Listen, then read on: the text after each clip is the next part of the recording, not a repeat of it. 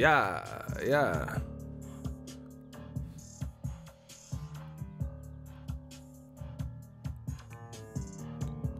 Stream King has returned. Cook it on the stove.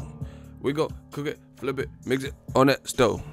Young bass guy got a nigga going stupid.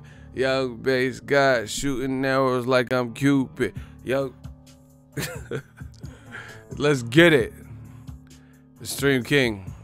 I said, young bass guy, fuck your bitches like I'm stupid. Young bass guy shooting arrows like I'm Cupid. Bye. Let's get it. Let's talk about this boxing stuff. I am the Stream King. Whip it with the coca, bacon, soda in the pot, in the pot. In the pot. We go talk about the Zone, the app. We gotta talk about the Zone. I gotta turn this beat off. Man, I need something good though. I need a classic. Y'all need to give me what's a classic beat y'all want to hear? We gotta warm this mic up. Smash the like button to real. Surprise, surprise, motherfucker. That king is back. Listen, I need a beat. Somebody put on a hot instrumental. What should I put on? Oh, my shooters is here early. I said my shooters, are we ready? Oh, you want that West Coast? All right.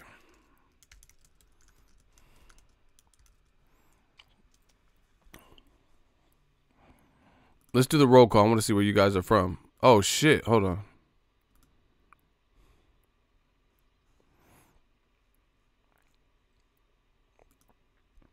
Well, I thought...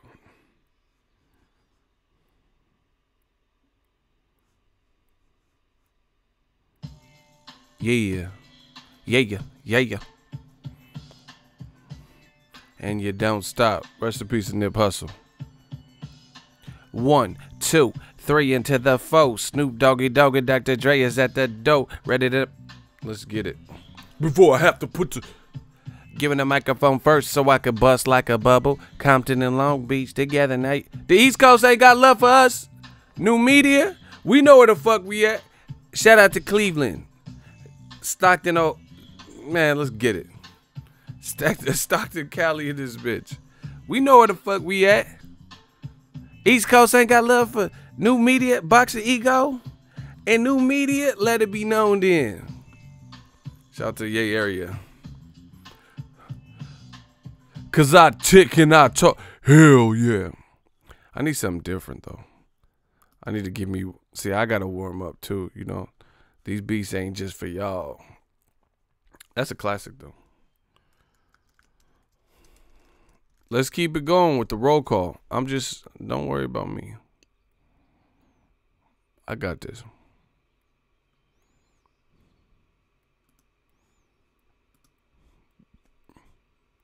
Shout out to Nasty Natty.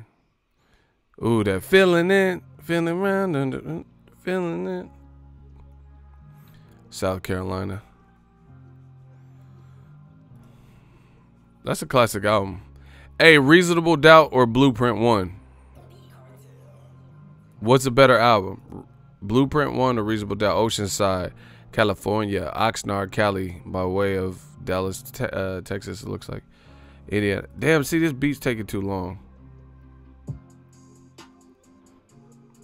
I hate when, like, some beats you could build up. Some beats be taking too long.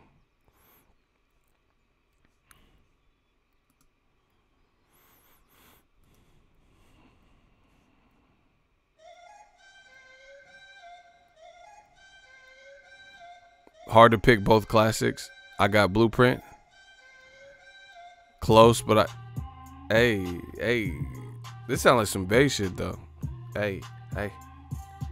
Pull up on your bitch right now. Hey, this shit kind of slap though. We gonna pull up on your bitch. Skeet. Pull up on your bitch. Pull up in that scrape. And that bitch is like, I'm like, 808 Honolulu, Hawaii. He said Blueprint easy. I can't say it's easy, but I might have to pick Blueprint too. Jay was killing on Blueprint. Shut your bubble, I got A-Rod numbers. All you mother skunks get buried in the trunk. He said, I'll leave you in the hospital looking at MASH for months. Hey, Jay was killing on that. But he was killing on Reasonable Doubt. Reasonable Doubt is a little bit deeper. Like, Blueprint was dope. First the fat boys break up. Every day I wake up. Somebody got a problem with Hov. He was killing. And you know a song I didn't really like on the Blueprint, but then I started liking it? The Hola Jovito. And then I started listening. I'm like, he's really snapping on this. He's really killing. That's what they say when I roll out with my people. My music banging like Vatos Locos. Got rap in the choco. And I won't surrender it with beats by Timbaland. Yeah, he was killing. I could play both of them straight through. Because I don't know. They're both classic J. Y'all gotta know y'all artists. Because I don't know. I really fuck with Reasonable Doubt. Feeling it, Dead Presidents. I'm out for presidents to represent. Yeah, what the fuck? Jay was killing on that. 22 twos. You know, obviously this shit. Jigga. Peep the style in the way. He was killing on this with Biggie. Biggie was killing. He said, "Fuck a tussle, shoot your daughter in the calf muscle. Fuck a tussle, gang related, sprinkle." Oh my god, get up out of there. They was killing this, bro. I might have to listen to them side by side to see. Get up out of there. He said, "What's your name? Who shot you? Mob ties like Sinatra. Peruvians try to do me in. I ain't played them yet."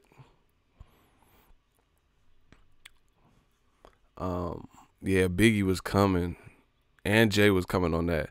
I like, Jay was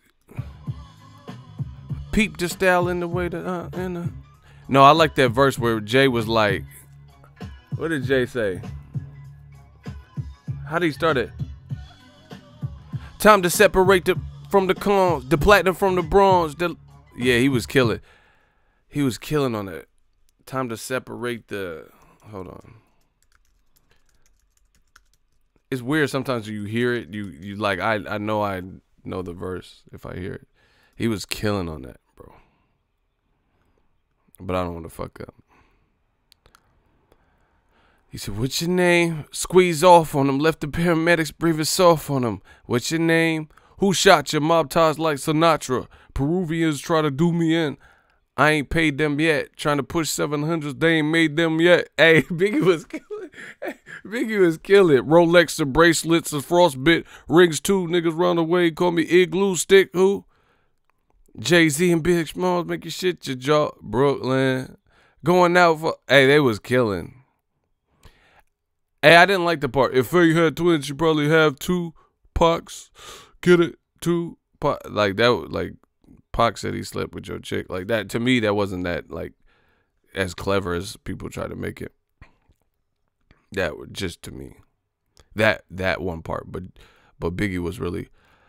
Time to separate the pros from the cons, the platinum from the bronze, that butter soft shit from the leather on the forms, an S1 diamond from the I-class dawn, a Sean Dawn sipper from a rose, Brooke, nah, sipping on. Yeah, he was Cristal forever. Play the crib with this mink weather. And they was killing. And then Mark Buchanan. Oh my God, let's get it. All right, I'm warmed up.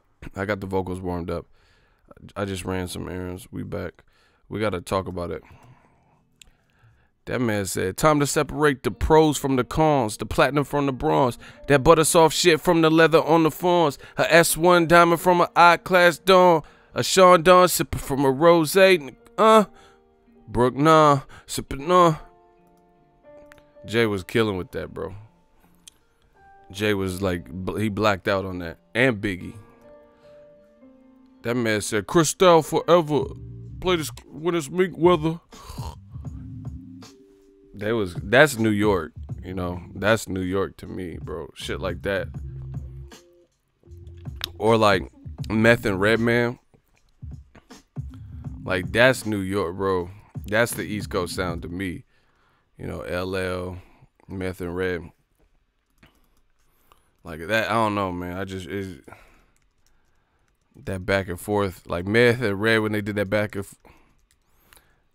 forth shit was dope. Styles and Jada, that back and forth. It's some, like, I can't picture Tekashi and Shotty going back and forth like, oh my God, like this. Smash the like button. We about to get started. We about to talk about it. I gotta talk about this boxing. Ow! Legendary shit. New media. Check it out. Microphone checker, swinger sword lecture, closing down the sector, supreme neck protector. Better warn him, kid, Mr. Meth, the boiling pot, about to blow his lid from the pressure. Too hot for TV, for cheesy, too many want to be hard, be easy. Hey, he was killing. It don't take much to please me. He said, never satisfied like the Stones. Fuck your lifestyle, get the shit to cracking. Bro, you don't know about the no classic. I'm getting sick of this new music. Somebody said DMX. X is hard. X is one of my favorites of all time, though. Like, this is classic. Ooh. Now I'm tripping on MC cliche. That man bust bubble. Look good, but fuck ugly. X killed it. Cannabis killed this, too. Who want to see cannabis get wild? Who want to see? That man said I could go on for more millenniums than Mazda got on the car lot.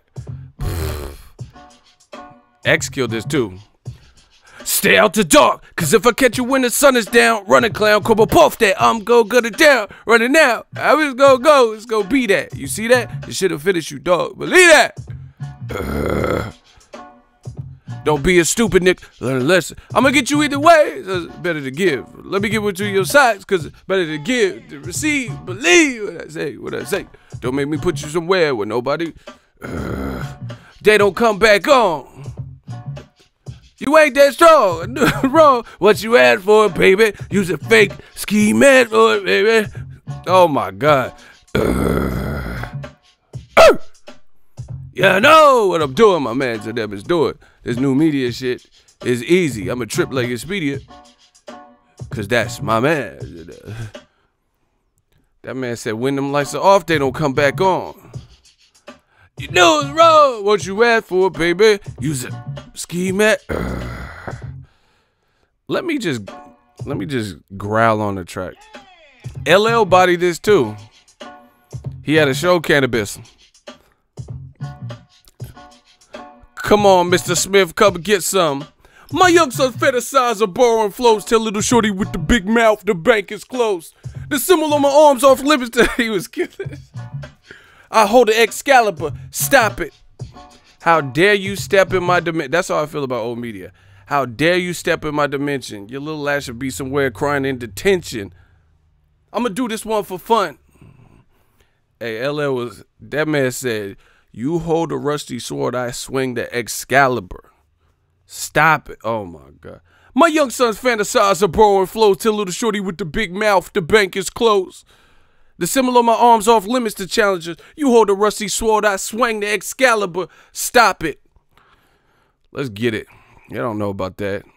DOS effect and these new rappers can't rap, bro. That's just what it is. It's that I can't. It's not even decide. I've been popping on a molly, twerking bitches with the twerking, perking molly on a sister. What? They can't even do it like Chris Cross or shit. Chris Cross was. Remember when they came back? Dude, this beat sometimes. Jermaine Dupri has some hits. We just warming up.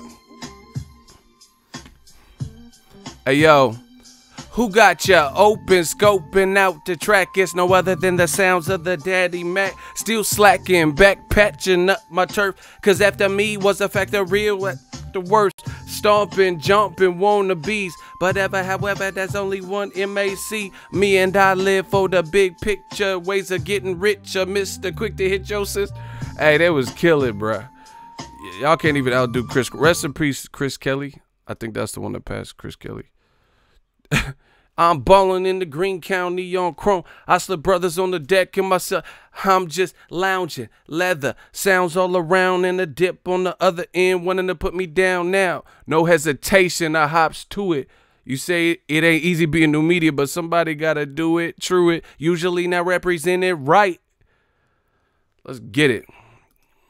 All right, I'm warmed up. My bad. Take y'all back to memory lane. In today's music, hubbada bubbada hubbada.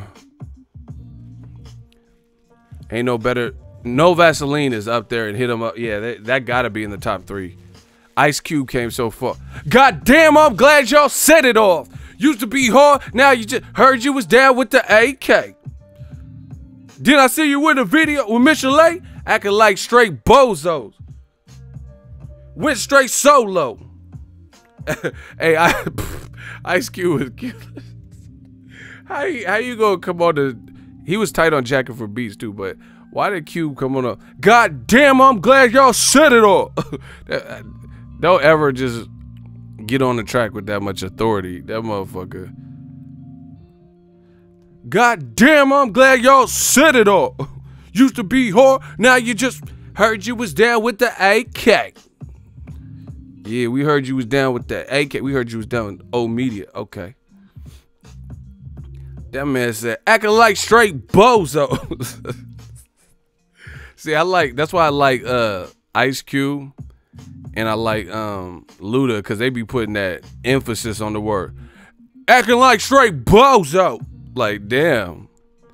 Like, even when Ice Cube, I don't know about now, but like his first movies, I kept feeling like the rapper Ice Cube, because he was talking in the movie like he rapped. You know what I'm saying? Like, some people, they really sound like their rap voice for real. And Ice Cube was one of them, at least in his early movies. He was in Anaconda with J-Lo. And he was like, hell nah. You mean to tell me there's snakes out there this big? I was like, oh shit. This is NWA Cube. Like, he in the Anaconda. Like, he was really delivering his lines like NWA Cube, like Doughboy and shit. He was like, hell nah. You mean to tell me there's snakes out there this big? Come back. Come back. Worm. Like, yeah, Luda got that fucking voice too. Like, he was on, I seen like an MTV Cribs, and Luda was his regular speech sounded like his music and shit. That's just dope when rappers do that, because you know it's really them. Luda was like, yeah, MTV, I want y'all to come in and come take a look at my crib. He was like, open the door, Luda. Like, you don't even have, why are you saying Luda to open the door, bro? That motherfucker was doing ad-libs, showing MTV Cribs, that shit. That motherfucker was, yeah, come in, let me show you the kitchen. I got some stuff in the refrigerator. Like, well, you did not have to say refrigerator. Man, go in the cupboard and give me some fruit snacks. Luda, like, hey, you do it, bro. Let me show you, we got some Cavassier and Cristal in the fridge. Like, hey, bro, you putting way too much. But this shit sound dope. That's how Luda be doing. Welcome to Atlanta, Jack and Hammers and Vogues. Back to the Mac in the back of the clothes. Adolescents packing the folds. I'm not gonna. Who is it? Like, damn. Oh shit. Happen to know the one with the flow. Who did it? It was me, I suppose. JD in the Rose and Luda's in the Cut Supreme. Like, ugh. Luda. Block John Bones. Get your cringe ass the fuck up out of here, bro. Get him out of here. There's always a hater, bro. No matter what you do, when you entertain, there's always a hater. Get John Bones. We gonna turn you to bones. You another one in the graveyard. Get bones. Oh my gosh. Motherfucker talking to me. Oh, cringe, dude. This doesn't sound like Luda. I came for boxing, man. Cringe. That motherfuckers be corny as shit. Hey, cringe, guys. Hey, look at me. Shine had a dope rapper's voice. Yeah, the Shine. Wow. Shimmy the babba. Ashes to dust, the dust. Bad boy. Like, yeah, that Shine. I don't know what the fuck when he came out of prison. He said Luda in the wash. Oh, trout mouth. No. Yeah. When Shine got out of prison, he didn't sound like, he was like game in Shine Po. Like, Shine is Shine. What you don't know. Like, he sounded like a drunk ass Rick Ross or something. That didn't sound right when he came out of prison. When he had that yarmulke. That yarmulke or something. I don't know. When that version of Shine. He was raw when he was sounding like Biggie and shit when he first came out.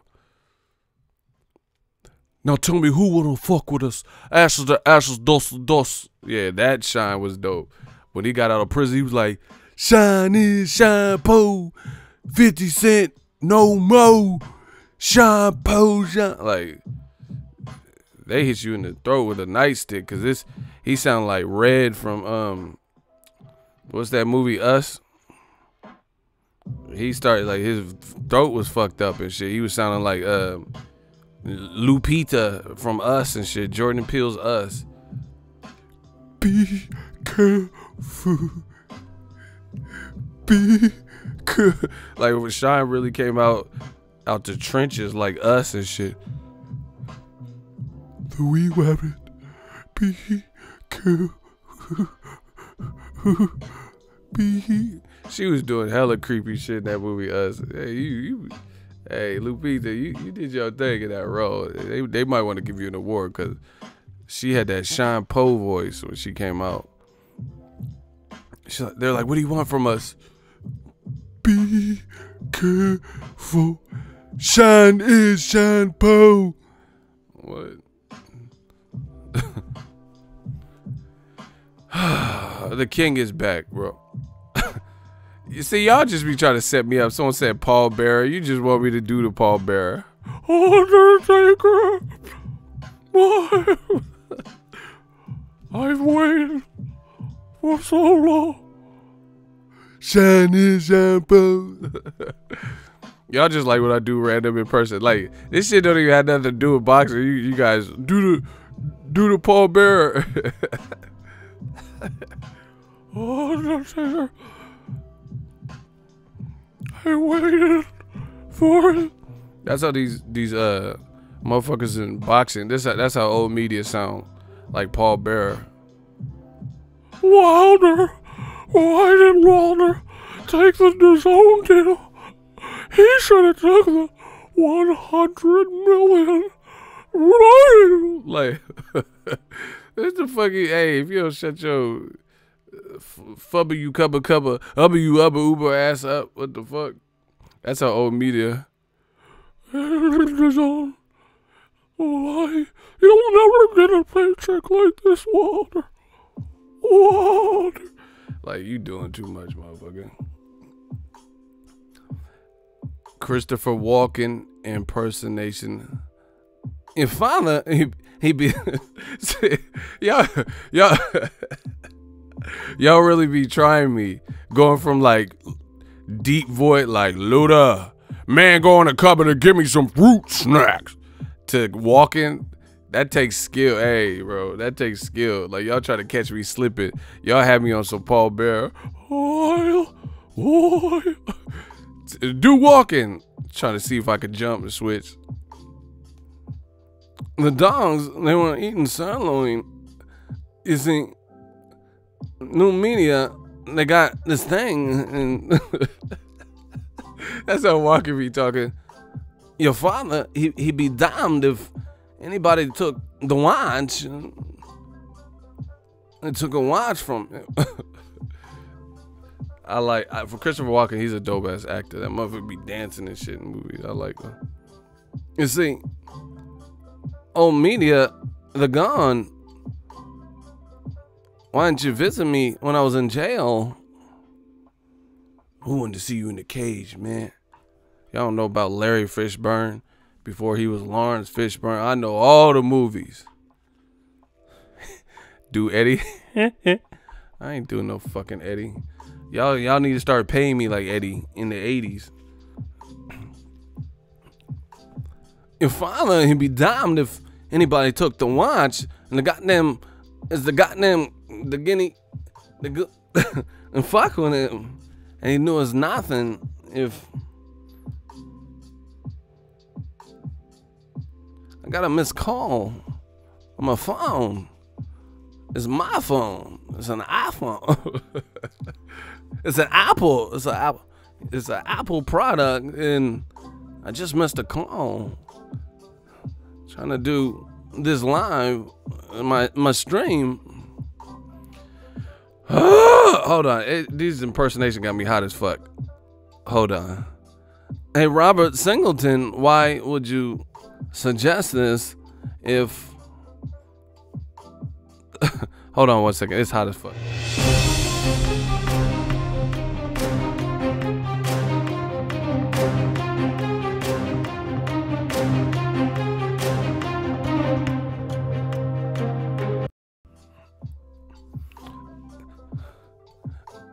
Hey, Daniel Sanchez, he's laughing at me. And we got another super chat. That's money. This shit is fucked up. We got some payment, $5 from the super. The chat is super. Let me stop, bro. I wonder if anyone just comes to my streams and I'm like, yeah, what are you doing? They be like, what the fuck is wrong with this dude? Like, someone just click on, like, oh, Boxingego, what is this guy talking about? You know, Dazn? And I'm like, you see, Dazn and Eddie Hearns, he made a mistake. They probably like, what the fuck? Like, what? They probably like, why the fuck are you talking like that? We got money. And Dazn, they raised the prices to compensate for lack of the subs. You see, Isaiah Felix, he knows what I'm saying. Somebody gonna come to my shit like, what the fuck is wrong with him? Now, the question is, do I watch Japanese anime? I mean, I like sushi, and I seen Floyd, he fought Tenshin Nasukawa, but nah, I don't. Man, let me stop. Let me use my regular voice. Motherfuckers be like, who the fuck are you? But we got a super chat. It says, here is your payment. Shout out to the $5 super chat. Let's get it.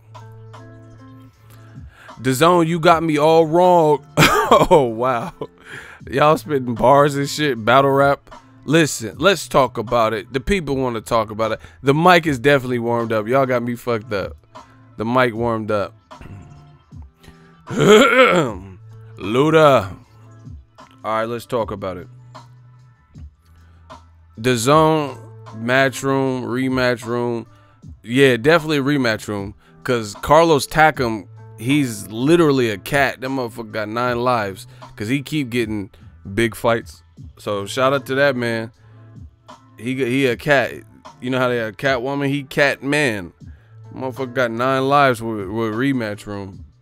He been in there with everybody. Like, you know, after Povetkin, they resurrected him. Joshua, Derjasora.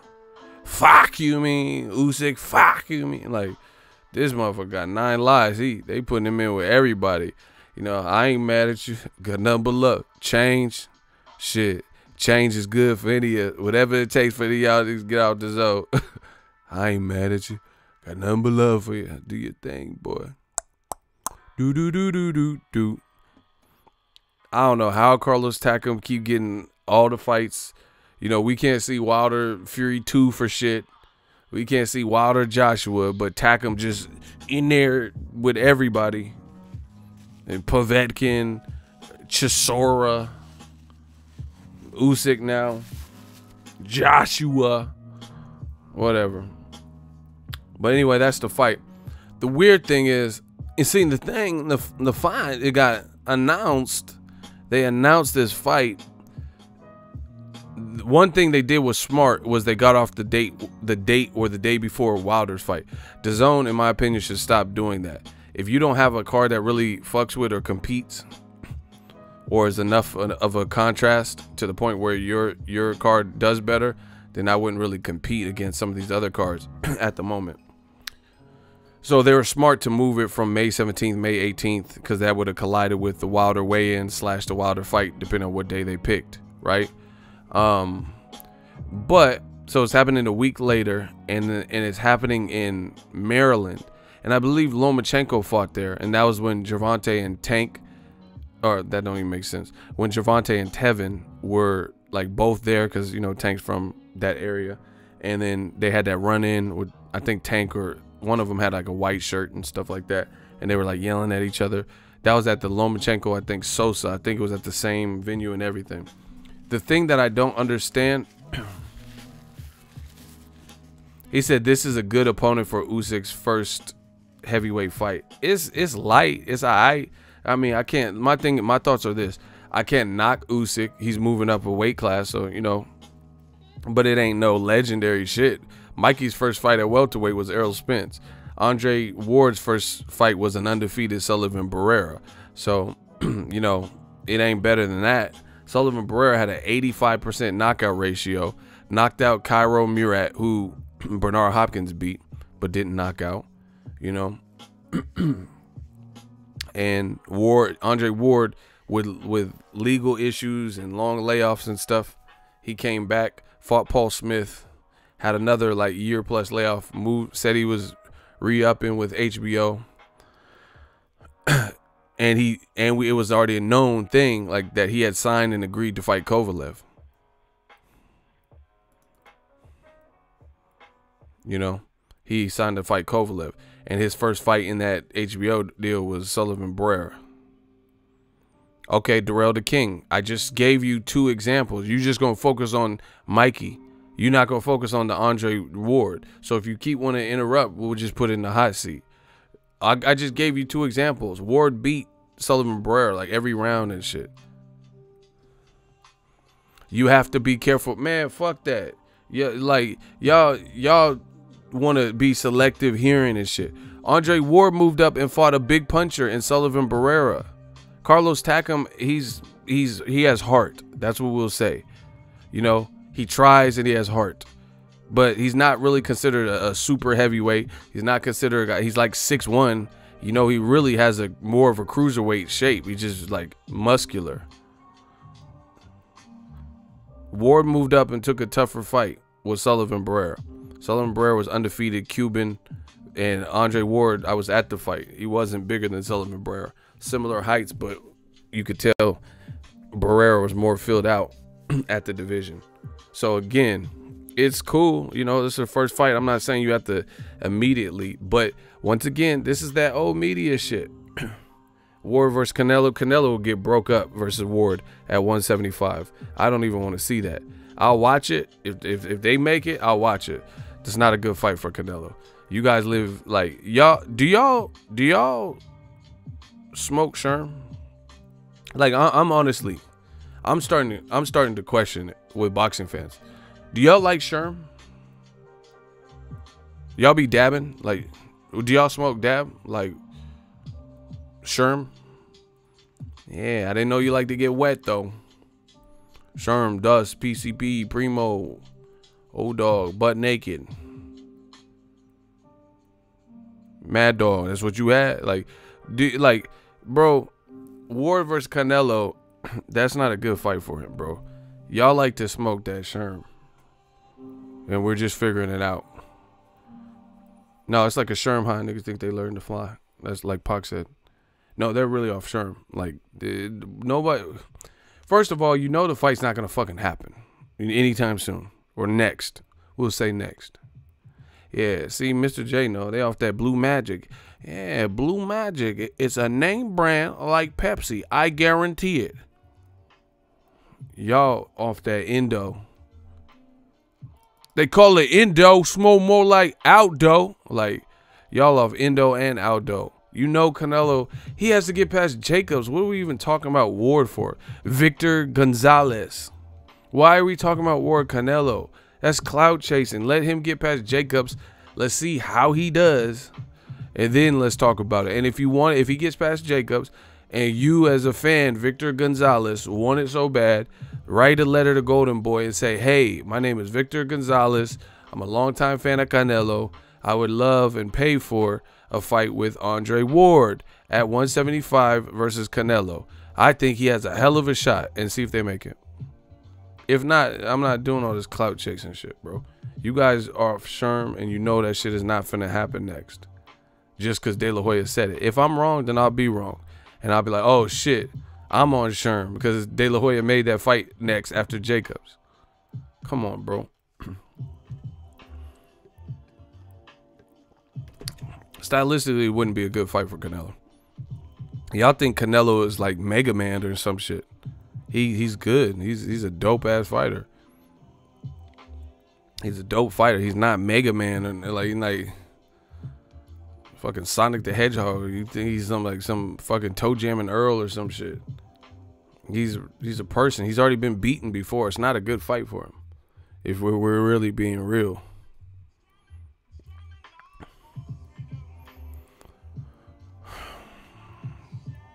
What if Takam beats Usyk? All right, what if the KD goes and joins the fucking Lakers? I don't know. Why are you asking me stuff like this, bro? What if KD joins the Lakers? Let's wait. Let's wait and see if that happens. If he beats him, he beats him. But I don't think he's really been brought in as as someone that they consider a real spoiler. If you really wanted to fight someone that you thought was like a fair fight, then why would you fight a guy who got stopped 3 times in the not too distant past? Shout out to JC, $2 super chat. Appreciate you. Yeah, you're not gonna be, and then that's what I'm saying. It's a lot of clout chasing. Easy work. Oh my gosh. There's a lot of clout chasing in boxing right now, man. Like, oh, Usyk's moving up. He might fight Takam, Parker, or Luis Ortiz. And then you hear all the names. My first choice would have been Luis Ortiz. Second choice would have been Joseph Parker. The last choice out of those names would have been Carlos Takam. Boom. Who does Dazn put him in with? My least favorite out of the names they mentioned. Now, again, Usyk, he was the man at cruiserweight. He won the World Boxing Super Series tournament. He's undisputed. Had all the belts. He looked good versus Bellew. Knocked him out. Cruiserweight, you the man. There's no disputing it. But moving up to heavyweight's a different picture. I can understand if someone wants to get acclimated. That's pretty much what you should do, you know, unlike Mikey Garcia. But see, this is the thing. Mikey, he didn't talk about it. He decided to be about it. Came up short, but he didn't talk. There's nothing to talk. He said, I want to fight 3 times this year. I want these guys, and then I want Errol Spence. It didn't happen that year because they couldn't, you know, get Jerry's World or whatever at that particular time. And maybe they wanted the budget to go towards the next year. But he still fought him, you know, in his 3rd fight. He fought Errol Spence. That's what I'm saying. If people really want the fight, do what Mikey did. That's it. You don't have to mention them. You don't have to like do these articles and like, you know, tell shit to the press. Just fight them. You know, especially if they're easy fights to make. But people keep mentioning Luis Ortiz's name and it sounds good, but nobody's fighting him. Wilder's the only one that stepped up out of the big name guys, somebody that, and then the worst part about old media, what they do is they know this. They know Luis Ortiz gets clout chased and mentioned, but motherfuckers ain't signing on the dotted line, sending a proper contract to him. And then they'll be like, oh, why is he fighting Christian Hammer, you know? Come on. I'd rather see him fight Thor's Hammer instead of Christian Hammer. Am I right? Christian Hammer. I'd rather see him fight Christian Slater. Am I right? And they play these fucking games, and we know what it is, bro. Luis Ortiz can't get no work with nobody real aside from Wilder, who already beat him and shouldn't have to keep rematching him, while nobody else in the sport of boxing with a name, with something to lose, with the big brand is fighting him. Only Wilder. Then they say, on top of that, they say Wilder ain't this and ain't that and ain't that good. I just think that Wilder's not that good, you know. They say Wilder ain't that good, but he at least went through a motherfucker we know is good and got past it. These other dudes just keep saying his name. So again, I understand if Usyk wants to take a tune-up style fight or he wants to take Takam, you know, that's fair. But my thing is this: you can't have your cake and eat it too. Why don't you just say we leaning towards Povetkin or Takam? You know what I'm saying? Or we're just leaning towards Takam, but we'll see. You know, we'll see if any of these other guys come to the table, or just say nothing and just make the Takam fight, and then it would have just been that. But people keep doing. Top Rank used to do this all the time. When they had Pacquiao, they would say Pacquiao might fight Danny Garcia next, Mikey Garcia, Gamboa, and Broners, and all these lucrative, great fights that everybody wanted to see. And then Top Rank will send out the tweet or memo or press release. Oh, Pacquiao's fighting Chris Algieri. Like, we didn't ask for no Chris Algieri. You just, come on, bro. So that's what I'm saying. People keep, like, nobody's really wants it with Luis Ortiz, but they keep saying his name, bro. So that puts pressure on you. That's all we asking for is this. If Usyk wants to take a tune-up fight, then he's entitled to that. He's coming off of being undisputed and knocking out Tony Bellew. I have no problem with him fighting someone the caliber of Takam. Again, listen carefully. The thing I have a problem with is making it sound like he was just really about that light. You know, he's Master P. He bought it. We bought it. And he was about to go up and fight Luis Ortiz in his first fight. Then you get me like, have you ever been to someone's house or whatever, and they offer you something? Like, let's say, hey, you want something to drink? And you're like, hell yeah, man, I'm so thirsty. What you got? And they're like, all right, we got Kool-Aid, we got grape Kool-Aid. You know, we got Squirt. I got some hot tea, chilled tea. You know, I got Arizona's mucho mango, and I got water. And they gave you all these options, and they all sound good. And the thing you didn't want was the water, because you're not Dr. Sebi and shit. You don't drink no fucking water, right? And then they finish going to the kitchen. Oh man, my kids must have drank it. Oh man, we ran out of Arizona. You want some water? Man, hell no, I don't want no water.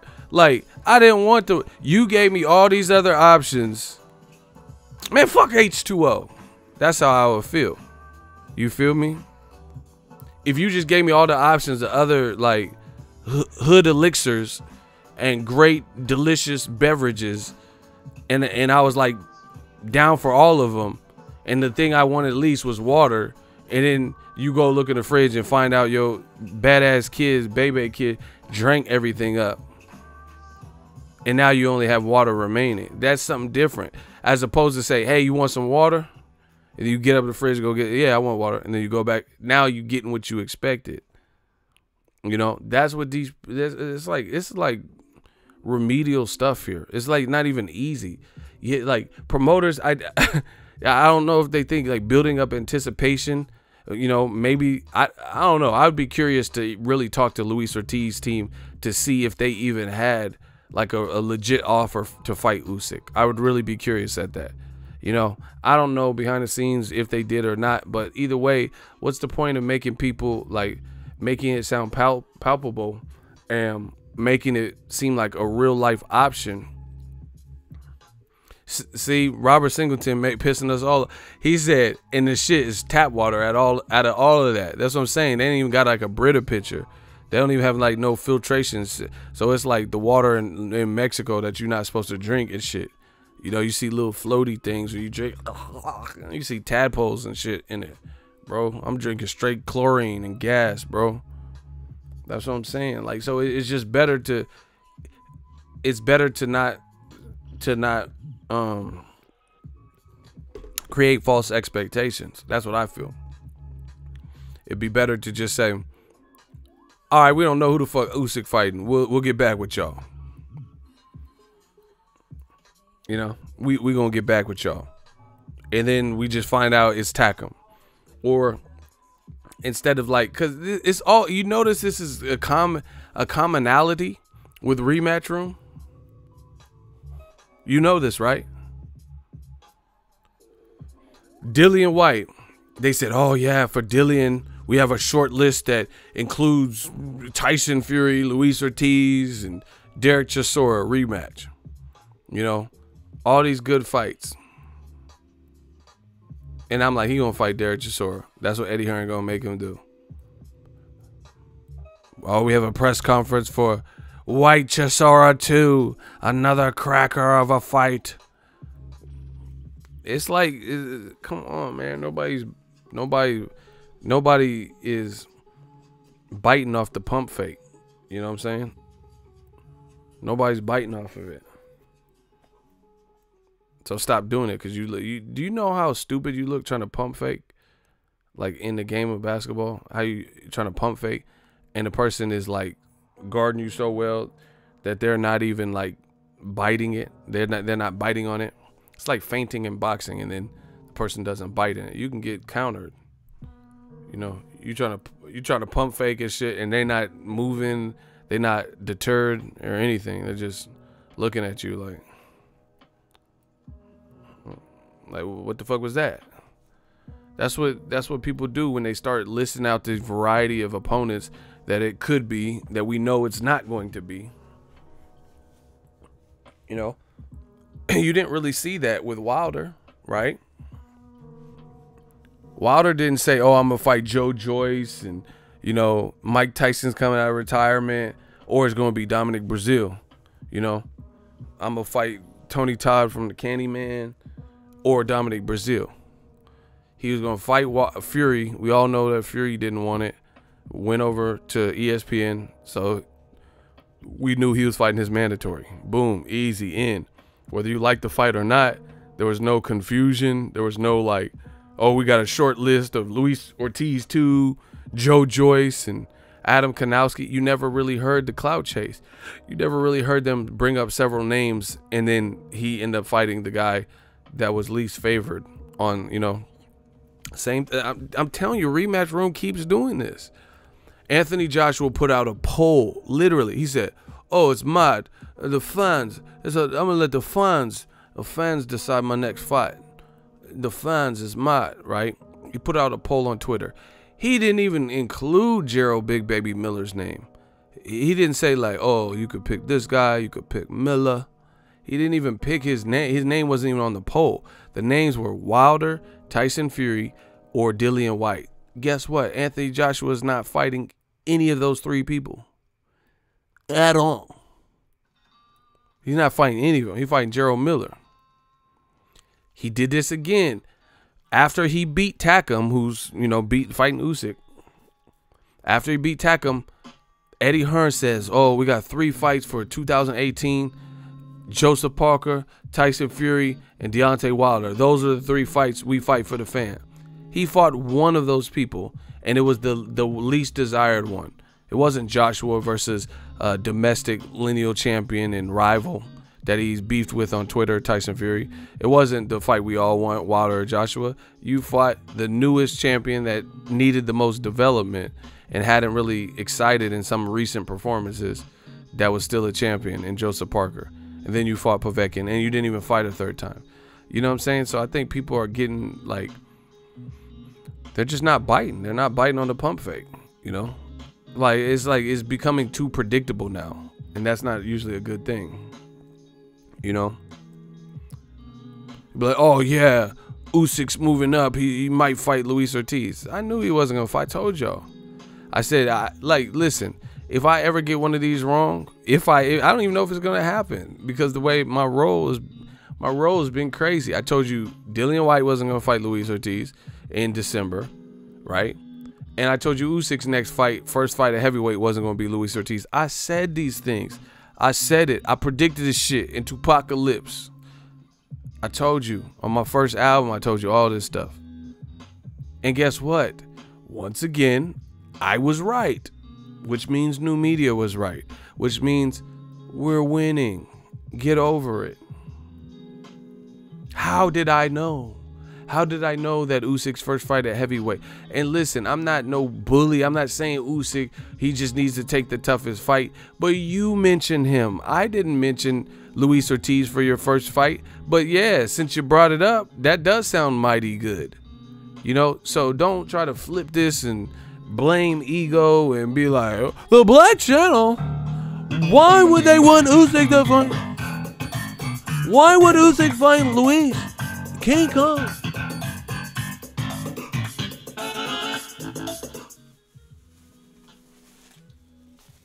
So please don't try to blame me. Don't try to blame me for what you brought up. That's what people are famous for. They blame me. They want to blame me because you brought it up.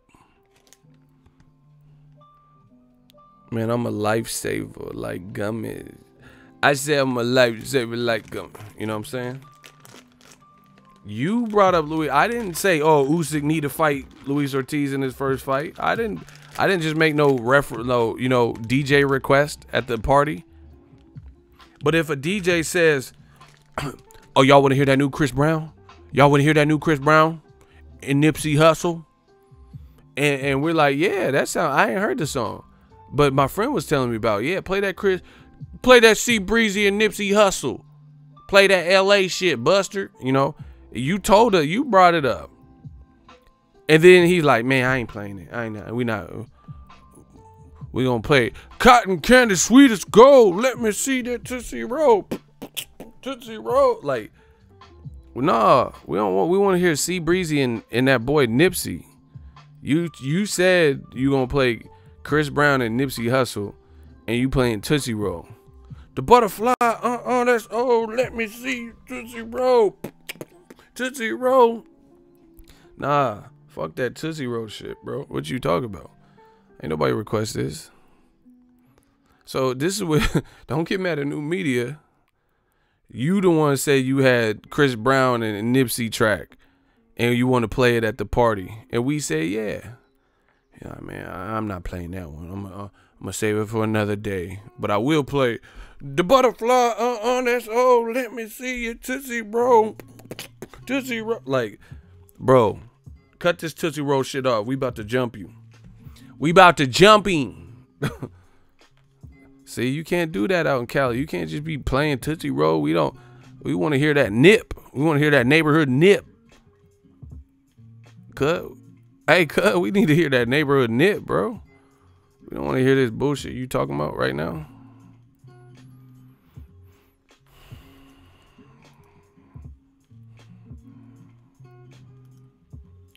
So don't get mad at us because you brought it up. You know what I'm saying? Like, you said the short list was Luis Ortiz could be a Usyk. You said Povetkin could be. And those guys are dangerous punchers. And they're good fights and they're better fights. Povetkin knocked out the guy you are fighting. Povetkin, even though he's coming off a loss, Takam's coming off recent losses. But at least Povetkin was holding his own with Joshua for a minute. Takam wasn't. He was getting his ass beat. You know? And like I said, Povetkin's a gold medalist who knocked out. So that would be two gold medalists versus each other. You feel me? So, you know, listen. The difference between new media and old media. We're talking about the reference points, the talking points, the interviews, the quotes that you said, that you brought up. Notice with old media, they just be making up shit. Oh, yeah, if Deontay Wilder was albino, you wouldn't even like him. Like, how the fuck you know who the fuck I would like if somebody was albino? Like, get the fuck up out of here, bro. What are you talking about? That's the type of shit they say. The Black Channel, if Deontay Wilder was an albino, you wouldn't even fuck with him. Like, where did you get that from? He's not albino anyway. So what are we talking about? Y'all motherfuckers tripping. Y'all motherfuckers tripping. See, we don't have to make shit up. They make it up. I didn't just throw. Oh shit! I almost choked on this lifesaver. See, y'all got me hot right now. Hold on, I gotta calm down.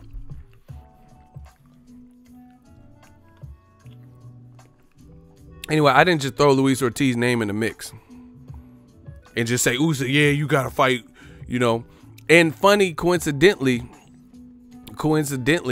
this is the type of shit that they do. This is what old media actually does. See, I ain't no hater, so I don't have to do that. You know, Mikey Garcia gets beat every round by Errol Spence. Then they're, oh yeah, Errol needs to move to super middleweight and fight Canelo at middleweight. Like, why you gotta do that? Cause he beat Mikey? Somebody said the albino bomber. Hey, get the fuck up out of here for you. See, y'all gonna get me knocked out by Wilder and have him yelling at me. They sent me the clip. I heard you said I was albino. And you know I'm about my people, so I will confront you about it. If you ever suggest in your life that I ain't my brother's keeper, that I'm albino, to this day, oh shit. You know when Wilder's yelling at you and your butthole pucker a little bit because you know he can knock your head off into a trash can, so your butthole get scared. You know what I'm saying? Come on, it's just so you wouldn't be scared of Wilder, 6'7", athletic, long ass arms and wild knockout power, and you not even a professional fighter, and he's yo people too to this day. Like if he did that to me, I would probably turn into a slave. You know what I'm saying? Just so we're on the same page, so I know, you know. You's right. They is my people too. They all our people. Harriet Tubman, they her people too. I'm gonna show you the underground tunnel. I'm gonna go see Jordan Peele's new movie, Us. It's all about us. Bro, if Wilder starts screaming on me like I'm finna turn into a slave. Fuck that. Cause I need to see what he's thinking to calm him down. You get what I'm saying? I looked at him. That motherfucker, he's big. I'm a big dude. He motherfucker big. Well, my brother is 6'2", 300 plus pounds. That ain't gonna do shit. Wilder knocked out people 260 and 300 pounds. Like, he might be a stationary target with them. Oh shit. Weight don't got nothing to do with that at that level. Wilder got cracked. What y'all talking about? And if your brother's 6'2", he's 5 inches shorter. Being 300 just to be 300, that don't mean nothing, bro. To this day, like, oh shit.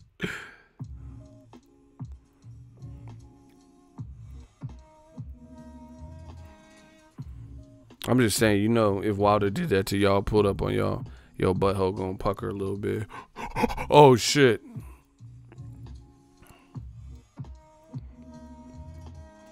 But anyway,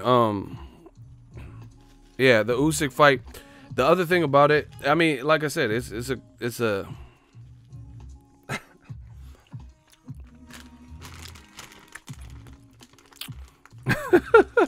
hey, the red, he a fool, bro. I ain't gonna repeat that. Cause they gonna blame me. Listen, the other thing I don't understand with Dazn, I'm glad they moved the date, cause bro, hold on. Cut the beat, yo, listen. New media in that ass like wedgies. Pause. I said new media in that ass like wedgies. One by one, we are breaking this game down. We are forcing people to either conform and speak what you believe and speak what is reasonable, or it's going to come back to haunt you. I just thought of this. Eddie Hearns was making a mockery of Wilder, saying, "Oh, nobody knows you in America, and why? Why don't these people in New York know you, fella?" Remember when you were playing them games on the IFL or whatever, whoever interview it was, saying nobody knows you, nobody in America fucks with you. Why you moved the date? Usyk was going to fight on the 16th, the 17th, 18th. He was going to fight on the same 2 days as Wilder's weigh-in and fight. Why you moved the date?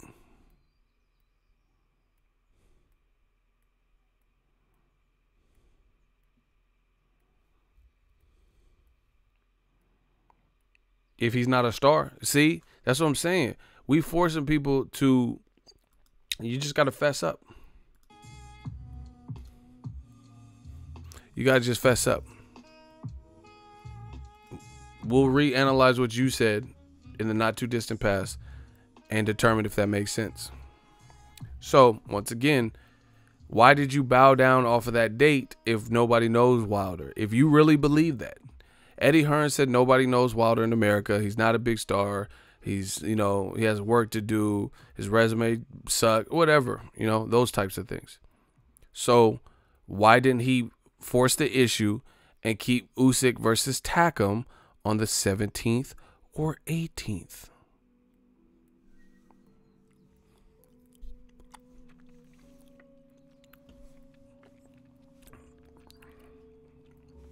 Let me know. Why didn't you go head to head with him? Your event? Usyk just became undisputed and knocked out Tony Bellew. So why don't you go head to head with Wilder? If nobody knows him, that don't even make sense. Nobody knows Wilder in America, but you're not gonna go head to head against his event. You're gonna think about it and publicize that that's the date you wanted to, and then back off the date. Why do that?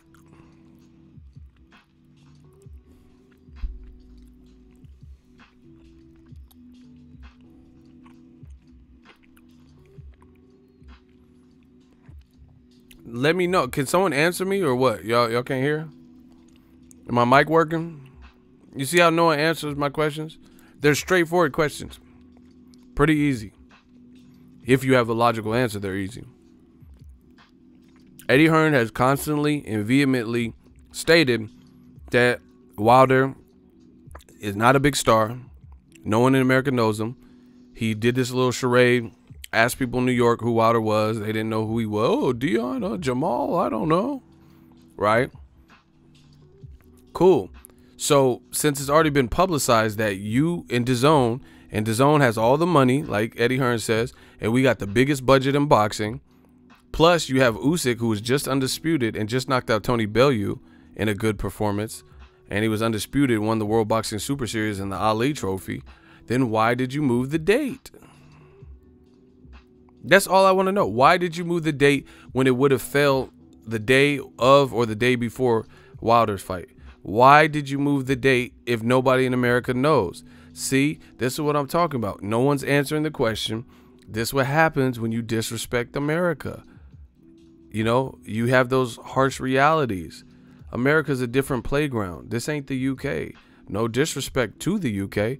Got plenty of fans in the UK and plenty of people in the UK. There's a ton of great fighters in the UK. It's a different market, different demographic. Fans settle for different things.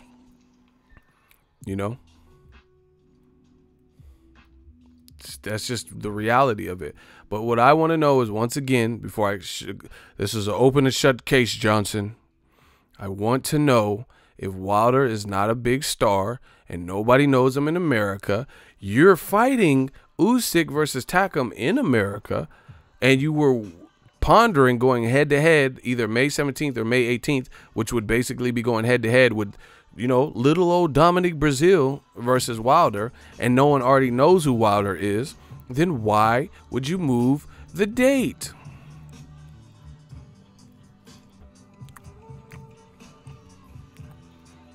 That's what I want to know. True question.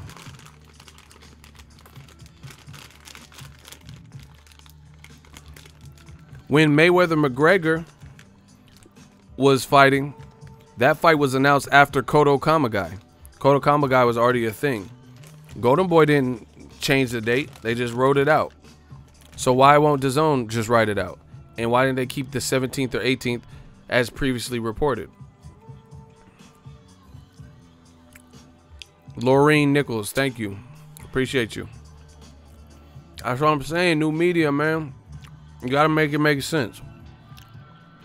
Nothing personal. It's always business. You gotta make it make sense. So maybe, just like I feel personally, Eddie Hearn and Dazn underestimated breaking through the American market. They also underestimated and understated Wilder's star power. People are actually behind Wilder. And see, that's why you have to believe more what people show as opposed to what people say. People can say anything.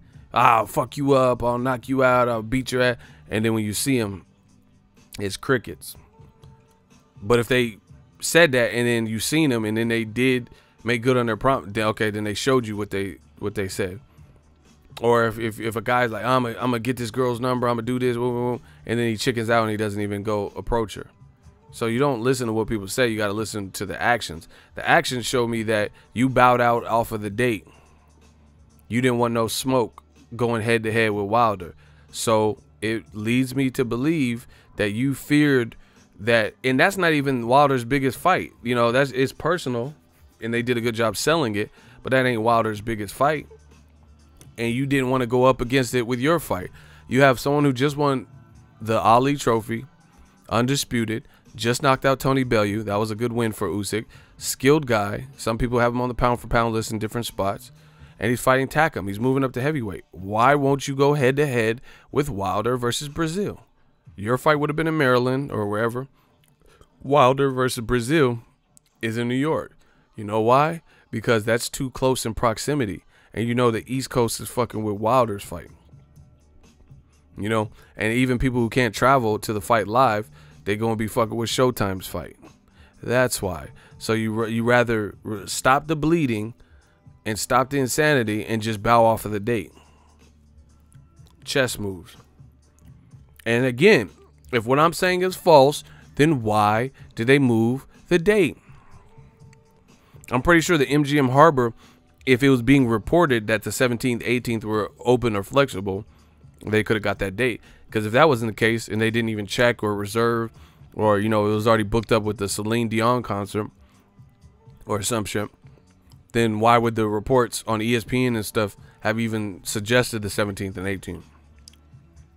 I told you. All them old media talking points, it's done. That's done. It's done. It's over.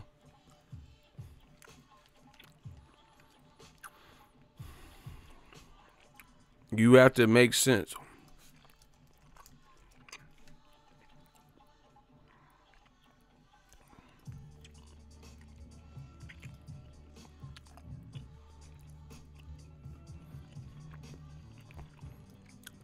Now I'm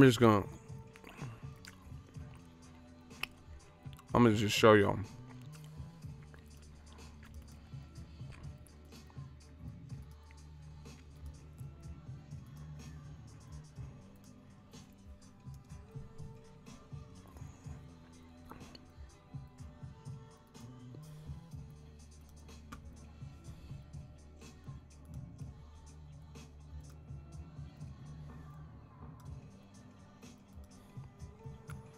I told you, we not playing no games.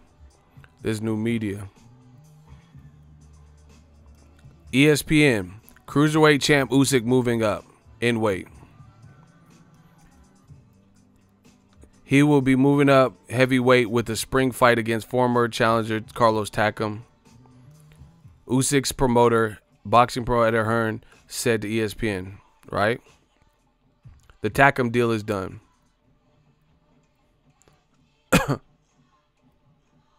For Usyk, oh, whoa, yo, hold up, not me, not Marshall. I'll show you Marshall.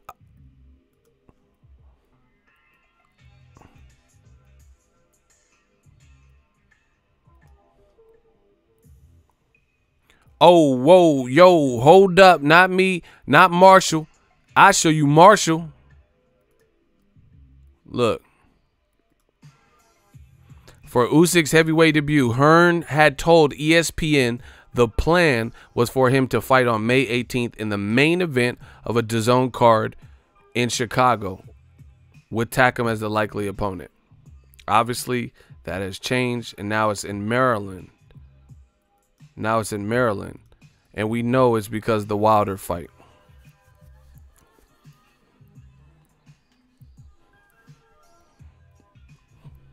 Told you. So they had a different date, different venue, but they were going to go against the same date in Chicago. But they knew, even though despite Hearn saying Wilder is no star and nobody knows him, they bowed off of the date.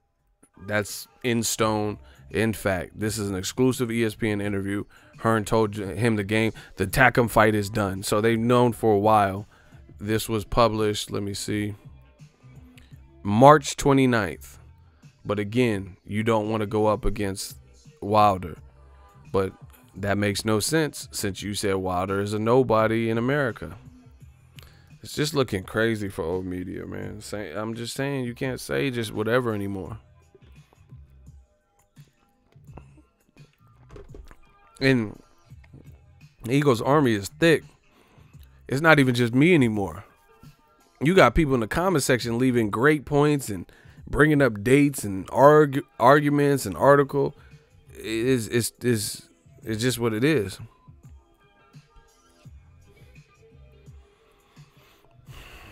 So, you know, I'm pretty sure that silences the Wilder is no star in America, because you would have just went heads up with him. How come PBC, their event with Danny Garcia and Adrian Granados on Fox, how come they didn't move the date from Terrence Crawford and Khan? Those fights are happening this month, both on April 20th. The PBC card, I'm pretty sure that I don't know which fight was announced first, but it doesn't matter. The fight is happening. Top Rank and PBC are having opposing cards on the same day, and neither one of them budged or changed the date. So how come they didn't do it? But DAZN's doing it, because DAZN got to make every move count. DAZN is already faced with this and been faced, like I've been telling you, they've been faced with this where they're competing against other cards. So they got to start trying to minimize that, which is smart. And see, listen, I'm a fair person, fair critic, fair critiques. What they did was smart. I'm giving it to them. I'm giving it to them. The only thing, once again, that we have an issue with is what you say is not matching now. Moving off of that Wilder Brazil date was the best thing you could do, because Wilder's a bigger star in America than Usyk, and his fight would have done better. And you would have been going up against more of a Goliath fight. And that's not even Wilder's biggest fight. But, you know, they did a good job selling it, and Wilder is must-see entertainment. Again, the whole point is this. See, look, Andre said, I am 100% going to be at the Barclays Center. That's what I'm saying. But the thing is, Eddie Hearn said Wilder ain't no star. So you should have just went up against him if you felt that. That's what we have a problem with. Same thing with Usyk. I don't have a problem with him fighting Carlos Takam, but I have a problem with Eddie Hearn and whoever his people making it sound like all these other lucrative, better fights were possibly next and like stuff that they wanted to get done. And then per usual, those weren't the fights that came through. You know, you're better off just negotiating with who you want to negotiate and say, oh, okay, we're fighting Carlos Takam. Boom. Then there's no standard. There's no disappointment. It's just, this is just who we're fighting. Deal with it. Oh, yeah, I got to watch that Showtime card, the Mayweather Promotions card.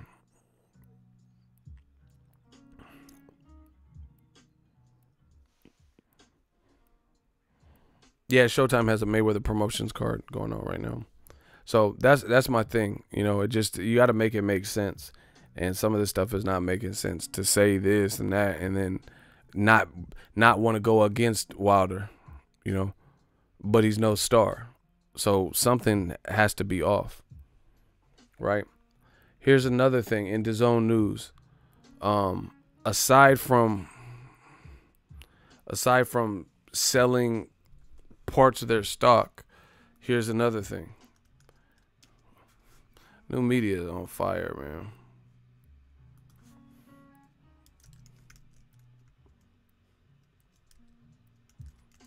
I'm just trying to show you.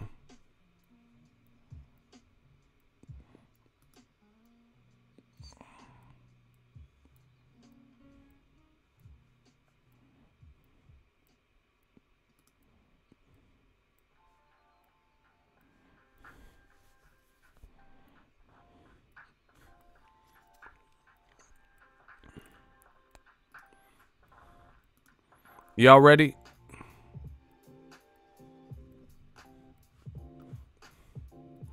Y'all ready?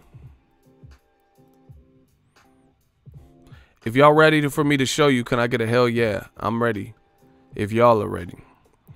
If y'all want me to see, if y'all want me to show you this new piece of news, can I get a hell yeah?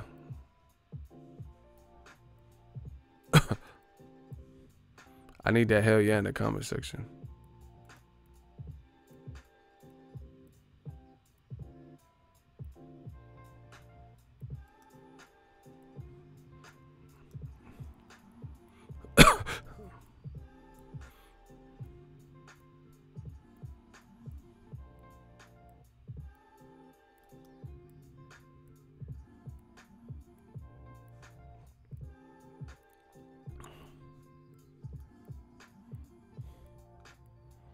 According to UK reporter Michael Benson with TalkSport, Demetrius Andrade's next WBO middleweight title defense is now being targeted for June 25th, or excuse me, June 22nd or June 29th in his hometown of Providence.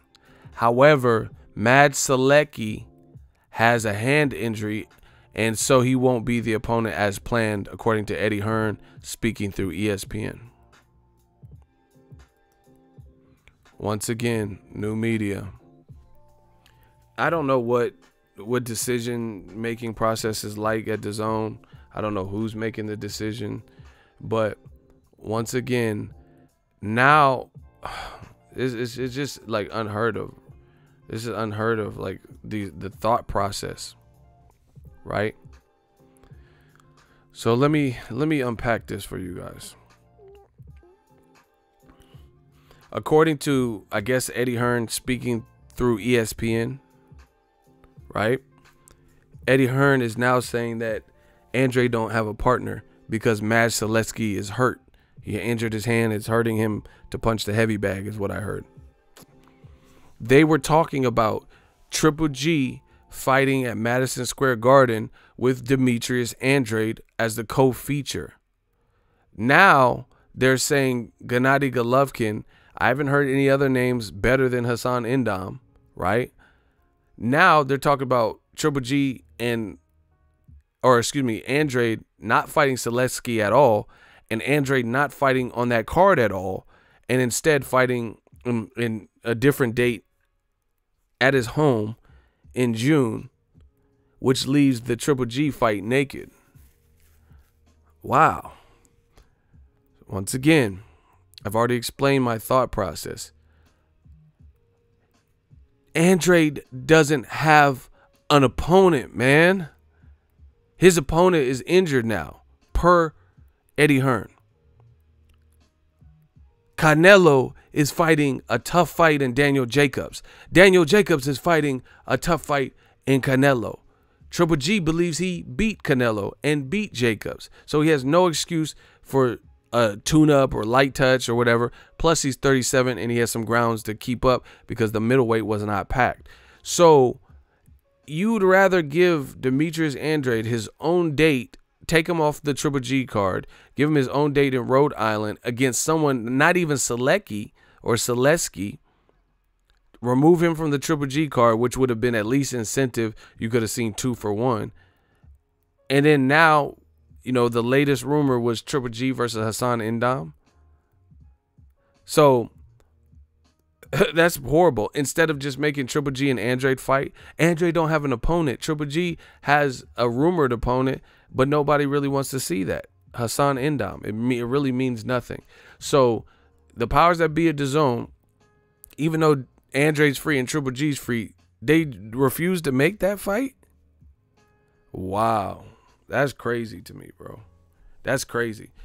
You know, they said Andre was gonna fight Selesky. That was long-standing rumor. You know, even when Selesky was fighting Rosado, I had heard about that. You know what I'm saying? Before they even fought, that Andre might fight the winner. Okay, but now that his opponent's injured, you still don't think, especially for 20 a month, you still don't think it would make more sense to make Triple G and Andre when Andre don't have an opponent anymore? Selecki can't fight him, and you still don't want to put Triple G in there with them? It's like, what gives? What gives where Triple G just he don't have to fight nobody tough. Canelo, you know, at 10 years younger than Triple G roughly. He has to fight a tough fight with Jacobs. Jacobs got to fight Triple G undefeated and then 3 more undefeated fighters just to get Canelo. That's what the black and the brown fighter had to do, right? You know, Jacobs and Canelo. And Triple G claims he was robbed in 2 fights with Canelo. He signs a lucrative deal with Equity, and you know, he can stage Triple G promotion fights. You were trying to throw Andre on the card on the co-feature, which I had a problem with, and I told you, why not just make Andre and Triple G? That's a better fight.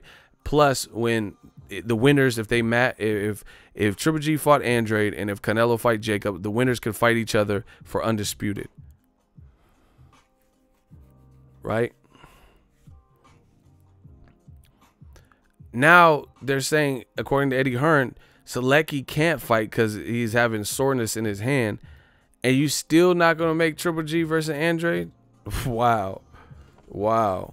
I mean, I don't even know what to say about that. Why? Why would, especially, and you raise the price, and you want people, or you want people to commit for a whole year in advance, but you can't make that?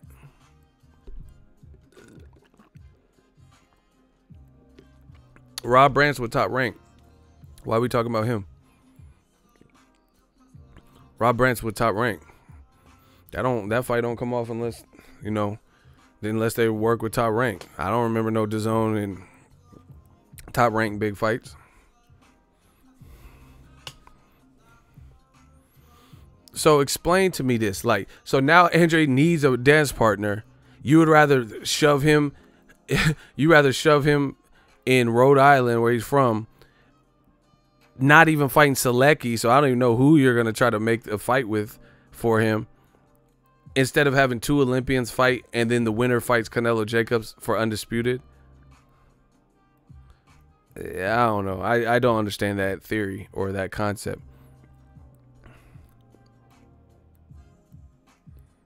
I really don't. Like, it doesn't even make sense at this point.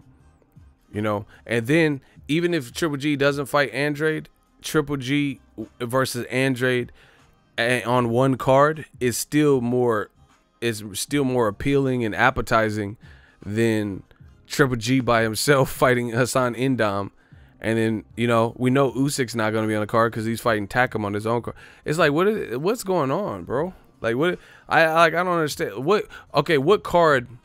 Because Ryan Garcia is a Golden Boy fighter. So I kind of imagine, even though they're all under the DAZN umbrella, I could kind of imagine Golden Boy would want Ryan Garcia to have his own date or be on Golden Boy cards, like with Canelo or, you know, a Golden Boy card.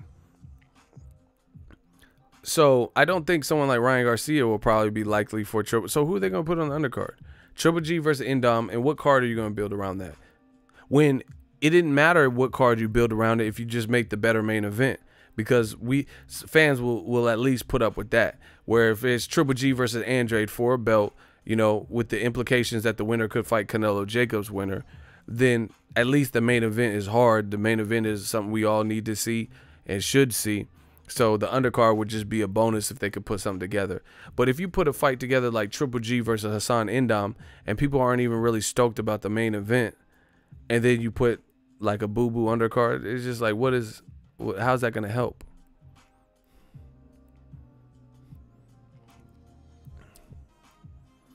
Triple G, Andre, main event, Selecki, and Indam as a co, I'd pay for that. Selesky's injured though for the meantime, so he's not gonna be able to fight. I just don't understand. Like, I really don't understand why it's so hard to make Triple G and Dre. See, and then, like, honestly, another reason why this is a bad look to me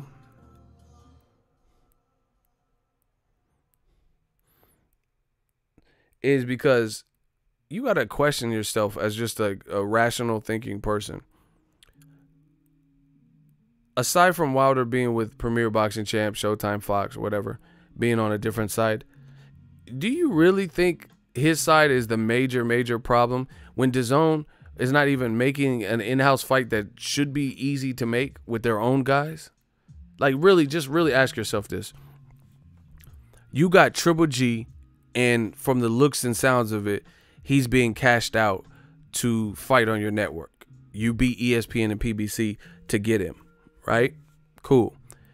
You were thinking about doing Brandon Adams off the Contender success, whatever. I still didn't think that was the best fight for Triple G, whatever, right?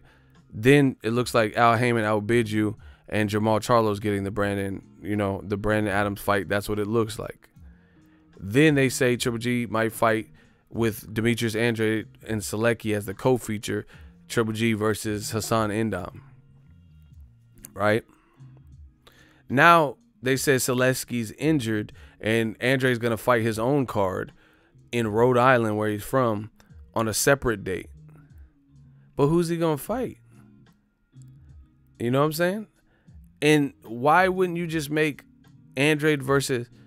See, that's what I'm saying. I told you, everything starts in America. You're trying to pitch to America, you got to get fights that are appealing to Americans. Period. Triple G has been built up in America on HBO. He's fought several times in both coasts and done well for ticket sales, not pay-per-views, because he didn't really do good on pay-per-view until he teamed up with Canelo. But ticket sales, he does good. People know the name, you know, at least in boxing. And Andre's an Olympian and medalist, and he had some of his career like kind of stagnated where he wasn't fighting. He was, you know, dealing with whatever he was dealing with, so it wasn't working out, you know, like lawsuits and shit like that. So now he's back on track, and you got him fighting some African dude, Walter Katandakwa. You got him fighting a guy Billy Joe Saunders beat 3 years ago that looks like Wolverine, Artur Akov. And then now you're going to put him on his own card instead of giving him the Triple G fight, which he already said he would do. And that would actually just, I mean, this is sounding like catastrophic. And then on top of all of this, you raised your prices. Exactly. Look at Dark Truth. He says this ish is lined up for them to fight each other. It's right there. Ray Charles can see it. That's what I'm saying. It's like, this is like the perfect marrying of events to happen, to the point where that should be the immediate go-to, especially since you raised the price. You wanna make an omelet, you gotta crack a few eggs.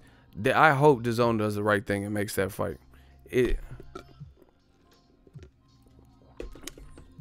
Even with their fight announced today, whatever, Usyk it's a tune-up fight.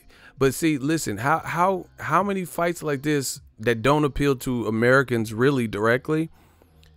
Is everybody got an excuse for the? Okay, just hear me out. Tell me if I'm lying, because I know when I speak the truth, people say I'm lying and I'm hating and all this stuff. So tell me if I'm lying.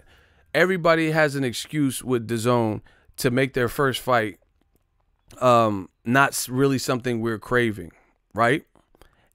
Canelo, his first fight with DAZN, Rocky Fielding. That wasn't something we were all, but okay, he had just fought Golovkin, so he fought him. So Rocky Fielding, that was Canelo's first fight. That wasn't like a big fight. You know, Joshua's first fight, Povetkin, we all wanted to see him fight Wilder.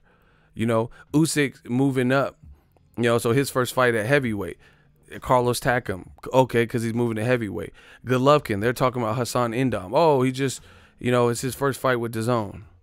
Demetrius Andrade first fight with DAZN. Walter Katandakwa, because Billy Joe Saunders failed a drug test. You see what I'm saying? So Klitschko, you know they're not going to put him in there with Dillian White straight off the bat and stuff like that. And I'm hearing Dillian White maybe fight Manuel Char. I don't see how that formula is going to work in America. I don't. You know, like Dillian White's dope. You know, Americans would probably get behind him because he has the personality for it and a good fighting style. But Manuel Charr, I don't feel like people know him. Like, I mean, do you really want to watch a 4-part series of Dillian White, Manuel Charr? Maybe for the Dillian White parts, but Manuel Charr doesn't seem like somebody, you know what I'm saying? Are they going to spend the money to do a Usyk versus Takam 4-part series, 3-part series, Usyk versus Takam? You know what I'm saying? To promote this stuff. It's just, it's weird. You know, Ryan Garcia, he's doing his own YouTube thing, like his own YouTube, like pre-fight build. They're not doing no like specials for like Jose Lopez because, you know, this is just him developing. It's like a developmental fight. Can Lemieux versus Andre? No, Lemieux not next. Lemieux's moving up to 68 or a catchweight, and he's fighting on the Canelo card. He's on Canelo Jacobs.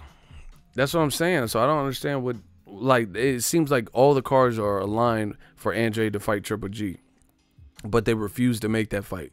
But if you're paying Golovkin all this money, shouldn't you have a say in who he gets to fight?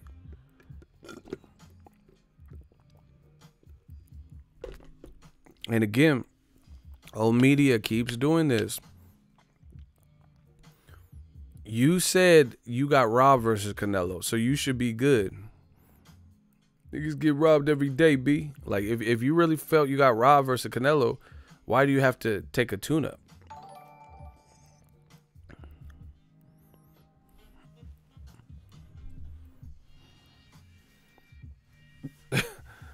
I don't know. So either way, like I said, people trap themselves with their own statements. I'm not making this up. I said Canelo won. If Triple G was saying what I was saying, then he could at least say, yo, I need a tune-up after losing. But he don't even feel that he lost. So why you have to fight Hassan Endam type of person? You know? Why can't you go fight? You had a long rest. Why can't you fight Andrade? You know, we need to see Andrade. Like I said, Andrade had some wasted time in there with lawsuits, fights that fell apart and couldn't get made. So we need to see Andrade in good fights. He's like prime years wasted away. So it's not just for Triple G's sake. It's so we can see what Andrade's talking about. Why can't we see Andrade's progress? You know? He's beating these other guys, Walter Katandakwa and Artur Akov. Like, he could beat them. Can he beat Golovkin? That's a better fight. You know, can Golovkin? But it's like they don't want to risk it because I guess they're really banking on Canelo Triple G maybe. But that's not how boxing works. You can't like forecast this shit like that. And see, this is the other thing I have a problem with that. Old media will say X, Y, and Z. T.S. Sims, what's good? Old media will say X, Y, and Z. Triple G is the best 25 in the last 25. He's #1 pound for pound. If those things are the case, then why is he not being held to those standards of, you know, fighting upper echelon guys? Especially if he believes he won his last fighter. See, they want their cake and eat it too. They want to claim this in the media, say this about someone, say this, but then when it comes time to prove it, they don't have to, and they're absolved of all like wrongdoing. They're absolved of any type of consequence that anybody else, especially if they were black, in that same role or position, like #1 pound for pound, they would be under scrutiny. We know this. When Mayweather fought Pacquiao, immediately after, to close his Showtime contract, he announced he was fighting Berto. People thought it was a joke. And then he said, nah, I want to fight Berto or Kareem Mayfield. Then he announced that he's fighting Berto. And people are like, oh, my God, what the fuck? The last 21 years, Floyd ruined his whole career. This is what they said. But then you say Golovkin's #1 pound for pound. HBO says that ESPN co-signs it, right? So why is Mayweather, after 20, 25, 22 years of goodness in the sport and undefeated, Golovkin didn't go to sport 20-something years undefeated, why is he held to this #1 pound for pound crazy-ass standard? But Triple G is the boogeyman. Triple G is the silver medalist. Triple G, Mayweather didn't even get a silver medal because he got robbed. You know, Triple G is the monster. Triple G is the one that got robbed. Triple G is the best 25 with the only showing a very small window of really good fights. You know, he's the best 25 of the last 25. He's #1 pound for pound. He's this, he's that. Okay, why can't we see that? Put him in there with Andrade. You know, it's like they're going out of their way to make sure Triple G and Andrade doesn't happen. It's like they don't want Andrade to potentially play spoiler. But either way, those are good fights. If Andrade beats Triple G and then Jacobs beats Canelo, then Andrade and Jacobs. If Canelo beats Jacobs and Andrade beats Triple G, Canelo and Andrade. That sounds good. You know, if Triple G beats Andrade and then Canelo beats Jacobs, Canelo Triple G trilogy for all the belts and undisputed. Boom. Shout out to Nelson. He says, drinks up, Ego. Cheers, Ego fam. Shout out to y'all, man. Just not a good look. And like I said, I'm curious. You know, they're gonna have to sell some more liquidation or whatever they're doing, like to free up money. If they keep making fights that Americans probably aren't, they're not ready made for Americans. You get what I'm saying? Like Carlos Takam versus Usyk. Maybe diehard box. I don't know. You guys tell me. Is there a crazy Ukrainian community? Not crazy like the people are crazy. I'm talking about, is there a dense population of Ukrainians that live in Maryland? I don't know that. I've never been to Maryland. So is that like I know Chicago because I know Andres Fafara personally. He told me he used to live in Chicago. That's why he fought Joe Smith Jr. in Chicago. And he said there's a lot of Polish people. So, and we know like Boston and New York has a lot of Irish people. I know they put Lomachenko in Maryland, but again, he had fought more in America in bigger events.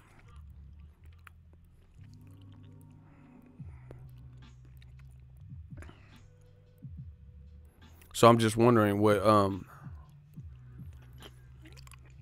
is Maryland known to have like a huge population? Because I don't even know the location why that was selected.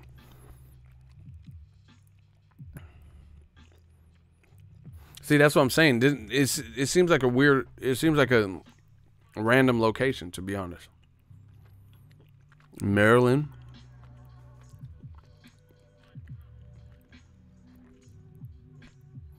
Yo, Ego, I've been done with Triple G. Y'all crazy. You can't say someone's pound for pound #1 and then baby them.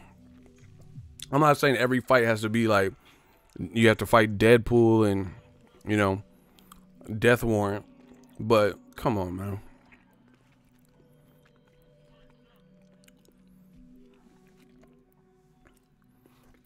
Yeah, the location seemed really weird. Like, how is Maryland the area for like Usyk? Did he like? I don't know. I just don't remember. I don't know how that location was chosen. See, Chicago is the second largest Polish city in the world, over 1 million. That's what I'm talking about. So that makes sense. You got Adam Kalinowski or somebody, Andres Vanfara, and you put him in a fight in Chicago, is lit. They're going to be like gang, gang. But I never really heard that about Maryland, like having an insane amount of Ukrainian people, like known for it. So, and we know Carlos Takam ain't from Maryland. He from like France or something. So it just seemed like a weird location on top of everything else. He said Maryland is for doctors and health specialists. I'm dumb. He said Usyk Mexican style part 2. All right, man. I'm about to get out of here. Let me know what you guys think. I just don't understand why it's so hard to see Triple G versus Andrade, especially with Andrade's opponent injured now. He said like the barnyard in Kansas where these dudes. That's what I'm saying. Like the scheduling. I do agree with them backing up off the Wilder date, but why did you back up? If you, I've already said my points. Y'all rewatch this video. I'm out of here. This doesn't make sense from the scheduling, the locations, raising the price, and not giving us Triple G and Andrade, which would be, you know, ideally winners versus winners. If that happens, it would be for undisputed. It's like you trying to protect Triple G from being in any level of a dangerous fight. You would rather kick Andrade off the card because Zaleski's not on it and put him in his own card to try to appease him. But it's to me, again, this is the thing. It's kind of disrespectful to Americans and the American fighters. You can't keep feeding people. Like, we can't watch our American, someone who represented us in the U.S. Olympics. We cannot watch them in proper fights. Do you get what I'm saying? Like, we can't see Andrade in a fight where we can all give him credit if he wins. Like, let's say Errol Spence, despite what people said, people gave him credit for his performance versus Mikey Garcia. You know, so Al Heyman put both of them in a position where the winner would get props. Andrade fighting Walter Katandakwa and Akov and somebody probably less than Zaleski now. I don't really see how that's gonna make him into a pay-per-view star. Like, I know they don't do pay-per-view, but you get what I'm saying. Make him into a huge household name, and it's like they're almost like they're sabotaging and trying to limit it. If he beats Golovkin, that would be the biggest win of his career. Bigger than Vanes, bigger than Brian Rose, bigger than Willie Nelson. That would be it. But if he's never given the opportunity, then I guess that won't happen. Right? Told you, they're not putting no respect on Americans and American fighters. Look at this. An imprint on the company, impact in terms of diversity. I had heard a great story about how, you know, throughout this process over the last year or two, she had discussed with Under Armour, with Reebok as well. Jordan at one point was interested in maybe partnering with her, and she had a meeting at Reebok, and they had a whole presentation of everything, potential products, how this could all look, and she kind of took a step back and said, "Is this the team that would be working on my product?" And somebody said yes, and she said, "Nobody in this room reflects my background, my skin color, and where I'm from and what I want to do." And so she kind of took a step back and left, and then they did not come to terms. That's an amazing story, because it's one thing to talk about, oh, I want representation, I want diversity, but for a company not to realize, by the way, with Beyonce's track record, we better put people in the room, we better elevate people who can do the job, and to be able to do the job, you have to be coming from where she's coming from. You know, it's about having an impact. Okay, so just to give you guys a background, that was a news show, and Beyonce, Jay-Z's wife, right? They wanted to do like a partnership, these different athletic apparels, right? Hold on one second.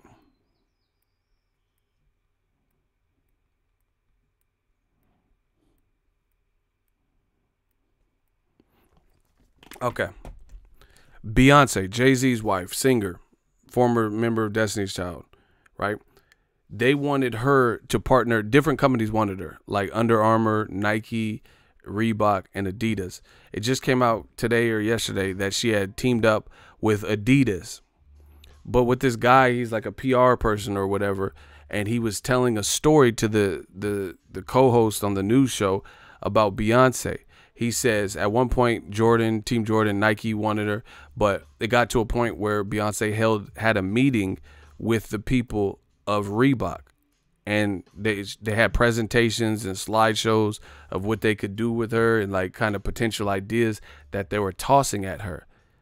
And then the story goes, Beyonce looked in the room and said, would this be the team of creators? Because it's for a creative director role with these companies to design shoes and whatever, and probably clothing with her and co-sign it, right?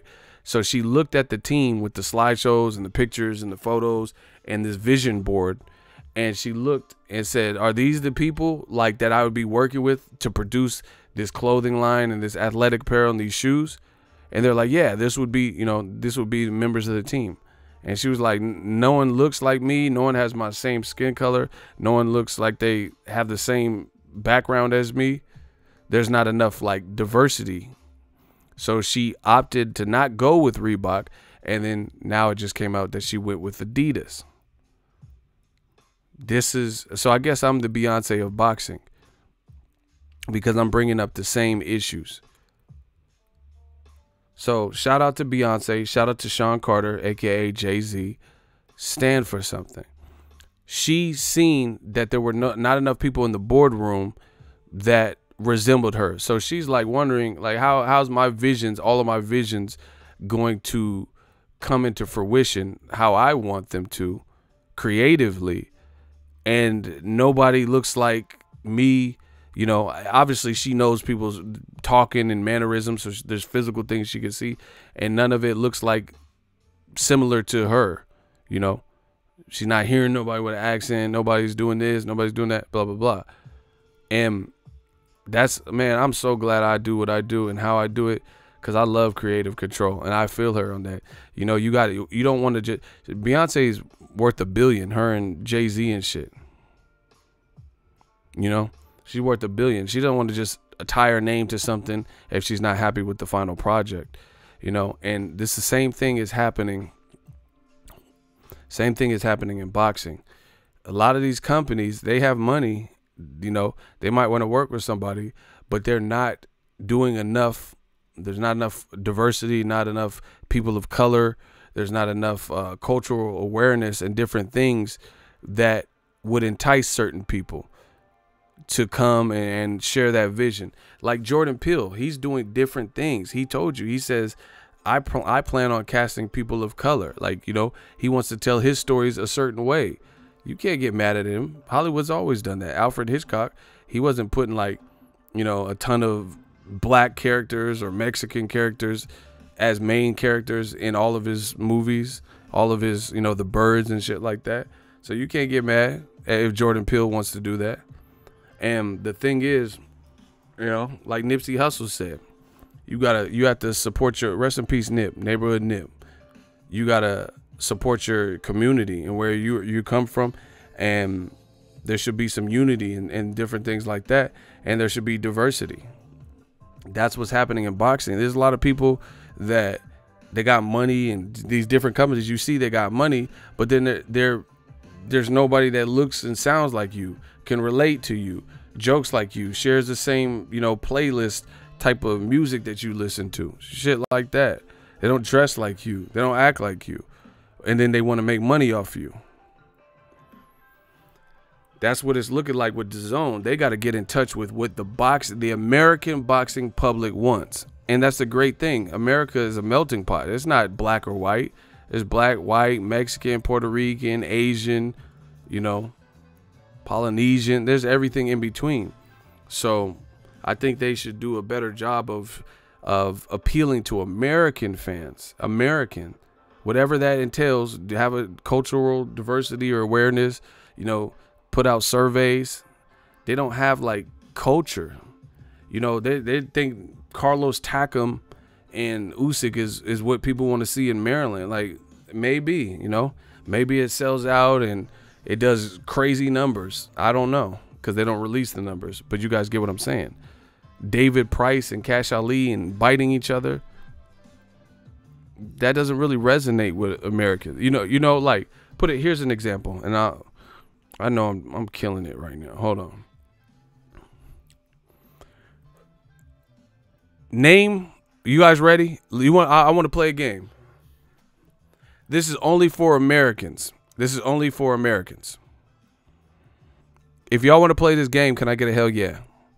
This game is only for Americans. I just want to run a test.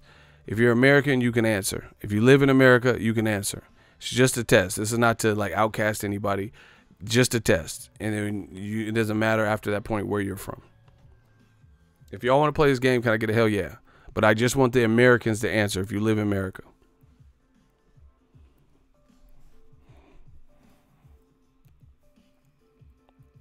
Okay. Question to Americans. Name the top 3 rappers from the UK. Go. They have to be alive and active rap careers.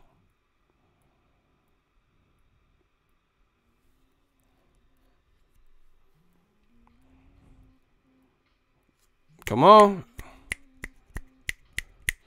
Top 3 rappers from the UK that are active. Not like someone that got slain or dead.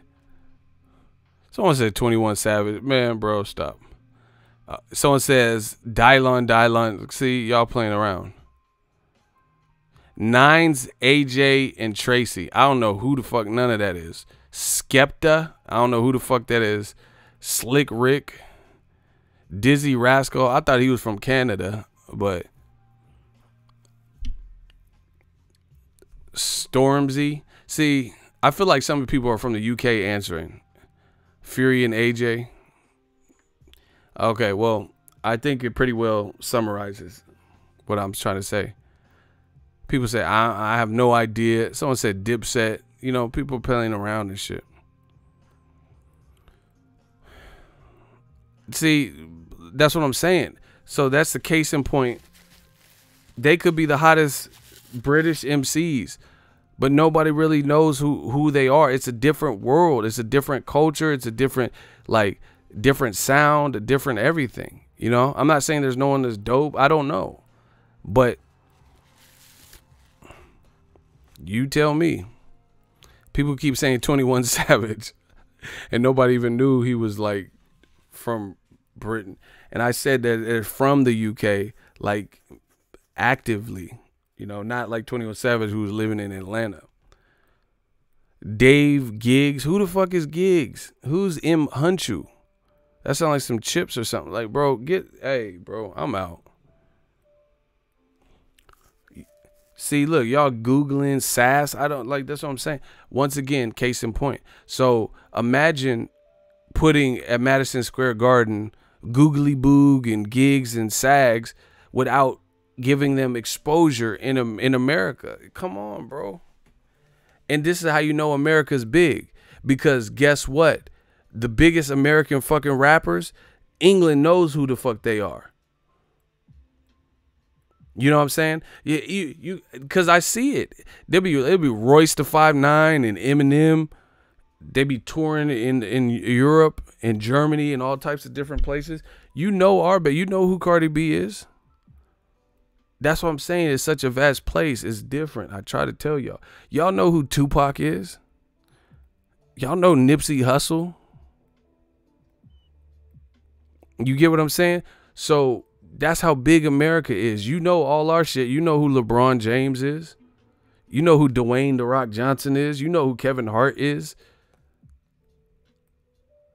But we don't necessarily know all the rappers from Russia, all the rappers from England and different places. So you have to act accordingly and market accordingly, you know. So putting Usyk and Takam in Maryland, I don't know. We'll see. But Usyk hasn't been built up as much as Lomachenko. So I can understand Top Rank when they put him and Lomachenko in there. Shout out to David Ligon Jr., $20 super chat. Keep going, brother. Peace. You know what I'm saying? Lomachenko at least got more American exposure and airtime. You know, people watch big fight cards. Even when Manny Pacquiao fought in Macau, China, Lomachenko was on that. And that was like a Pacquiao pay-per-view. So people had a chance to learn who Lomachenko was. He fought Nicholas Walters in Vegas. I don't think Usyk has fought in America in main events quite as much, you know, in big fights, like even the Lomachenko. So I don't know where Dazn came up with Usyk, Takam in Maryland. I don't really know how that came about, you know, but we'll see how it plays out.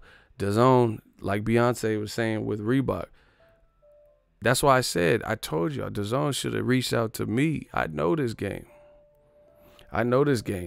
You have to get people of, you know, of the culture. I'm part of boxing, whether people like it or not. Motherfucker, I am boxing. You get what I'm saying? I have more influence than, you know, you could get it someone, an intern, some, you know, some random person out of who went to journalism school, some shit like that, and then put them on Dazn, have them work. That's cool. But the crowd might not relate to them. They might not know who that is. They might not want to get information from that person. You get what I'm saying? Like, even look at like ESPN, them picking up Ariel Helwani, that's good, because in the MMA scene, he's known, and he was known before ESPN picked him up. You get what I'm saying? But Dazn got these like cards that they seem kind of like weird, obscure, like Kansas. Why would you put Gerald Miller in Kansas with a Romanian random guy? I don't know. It just I don't know. It just missed me. So I think they got some kinks to work out. I'm out.